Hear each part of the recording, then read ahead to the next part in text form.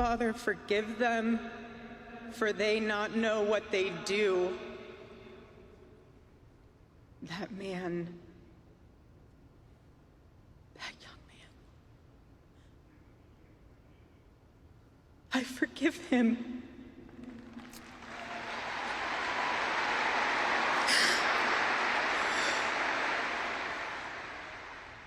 Emotional and powerful words from Erica Kirk at the Charlie Kirk Memorial, a memorial centered on Christ, country, and courage. Thanks for joining us. For 2 News at 10, I'm Brian Malahi. And I'm Mika Miyashima. The funeral lasted more than 5 hours, and it's touched off a national conversation on air and online.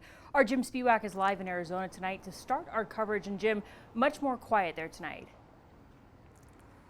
Yeah, Mika and Brian, you couldn't go anywhere in this town the last 2 days without seeing some sign of Charlie Kirk's memorial. There were billboards up all over the place, signs everywhere, as more than 100,000 people descended in this area just outside of the State Farm Stadium. It was buzzing earlier today, people as far as you could see. But as the dust now settles on this memorial, there is one message that still remains clear from all of the speakers who spoke today. They plan to carry on Charlie Kirk's message. For more than 4 hours on Sunday, friends, Turning Point USA staff, and cabinet members shared stories and life lessons that Charlie Kirk taught them before Vice President J.D. Vance, President Donald Trump, and Erica Kirk, Charlie's widow, spoke. God bless all of you for coming here from all over the world to honor and celebrate my Charlie. Repeatedly looking up to the sky while speaking, Erica said she arrived at a Utah hospital on September 10th to do the unthinkable. I saw the wound that ended his life. I felt everything you would expect to feel. I felt shock. I felt horror. And a level of heartache that I didn't even know existed. And then, with emotion like had not been seen all day, Erica said this about the suspected shooter. I forgive him. The memorial was showered with moments of Charlie's life, a testament Vice President Vance says proves he was slain doing what he loved. And now he's gone, and our hearts feel so empty because he's been taken from us. President Trump closed the memorial saying today is a nation in grief. He was assassinated because he lived bravely, he led boldly. President Trump called Kirk a martyr for American freedom. As president, many people asked me for things, but Charlie was one of the few who always gave. Reporting in Glendale, Jim Spiewak. Now, for as many people as were here, we did not witness any protests inside the stadium over the course of the 5 hours. There were more than 20 speakers who spoke. Among those in attendance, although he didn't speak, he was here in person today, was Utah Governor Spencer Cox. And he took to social media to say some words about Charlie. Let's go ahead and throw it up on your screen. Here's what the governor put out there. He said, quote, Charlie was a remarkable human being, and it was an honor to represent Utah at his memorial service today. His love and freedom and unwavering belief in the power of ideas will continue to inspire generations. Rest in peace, Charlie. Now, as Charlie Kirk's memorial comes to an end today, the impact on his life and his message was far-reaching beyond the state. Back home in Utah, there was a crowd of people that gathered over for a watch party earlier today, and that's where we find KUTV's Christian Sita, who's joining us live in Provo. Christian.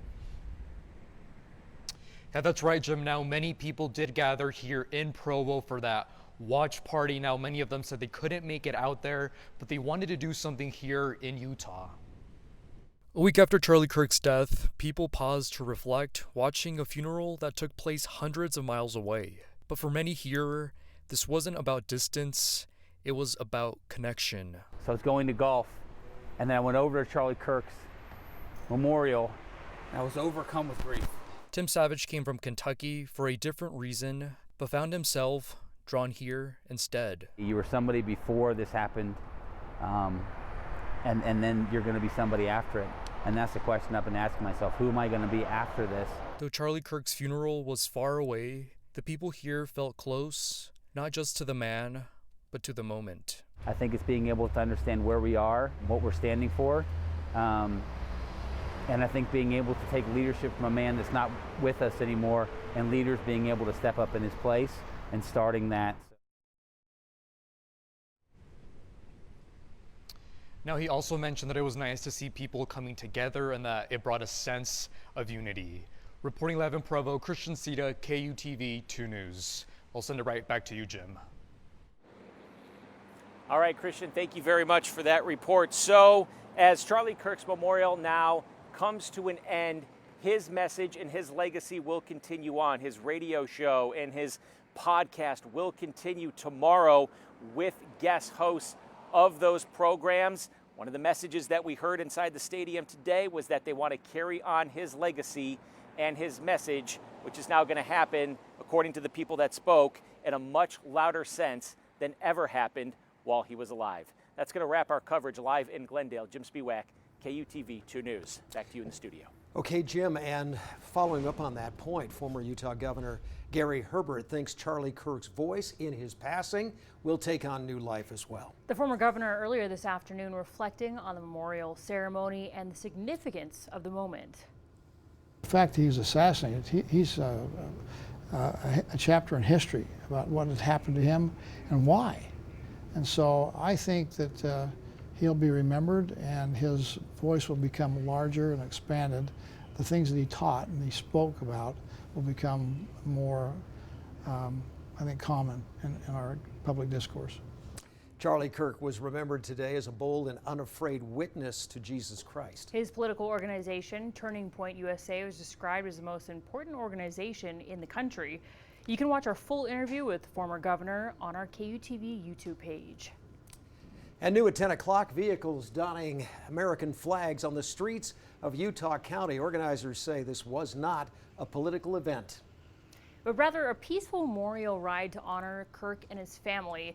The ride started in Santaquin and ended at UVU.